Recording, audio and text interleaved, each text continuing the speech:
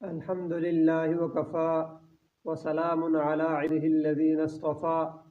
أما بعد فأعوذ بالله من الشيطان الرجيم بسم الله الرحمن الرحيم ربما يود الذين كفروا لو كانوا مسلمين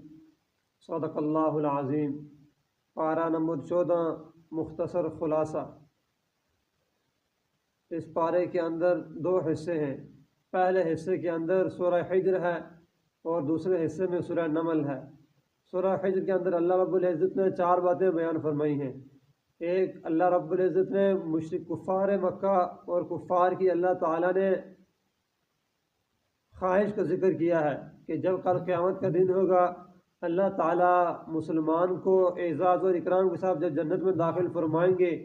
اور مسلمان جب عیش و عشرت کی زندگی گزاریں گے، مومن جب جنت کی نعمتوں سے مالا مال ہوگا تو کفار اس وقت ان نعمتوں کو دیکھ کر کے اس وقت وہ خواہش کریں گے لو کانوا مسلمین، کہ کاش دنیا میں ہم بھی مسلمان ہو جاتے۔ تو یہاں اللہ رب العزت نے یہاں سے اللہ تعالیٰ نے کفار کی خواہش کو ذکر کیا ہے اور ان کی تمنا کو ذکر کیا ہے۔ اگلی آیت میں اللہ رب العزت نے آگے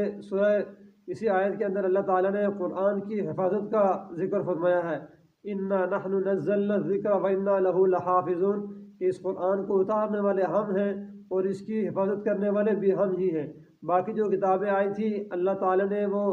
بنی اسرائیل کے علماء کی ذمہ داری لگائی تھی کہ اس کی حفاظت آپ نے کرنی ہے، لیکن قرآن مجید وہ واحد کتاب ہے کہ اللہ تعالیٰ نے اس کو نازل بھی کیا ہے اور اس کی حفاظت کی ذمہ داری بھی اللہ تعالیٰ نے لی ہے کہ ہم ہی اس کو اتارنے والے ہیں اور اس کی حفاظت کرنے والے بھی ہم ہی ہیں۔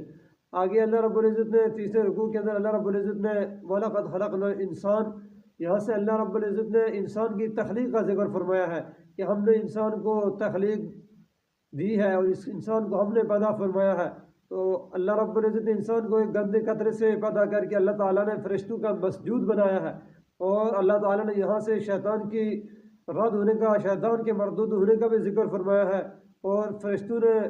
جو اللہ تعالیٰ کی تابعداری کی ہے تو اللہ تعالیٰ نے اس کو بھی ذکر فرمایا ہے کہ فرشتوں نے اللہ تعالیٰ کا حکم مانا ہے تو شیطان مردود نے انکار کیا تو اللہ تعالیٰ نے اس کو بھی ذکر کیا کہ شیطان نے اللہ تعالیٰ کی نافرمانی کی ہے اور وہ اللہ تعالیٰ کی رحمت سے دور ہو گیا ہے۔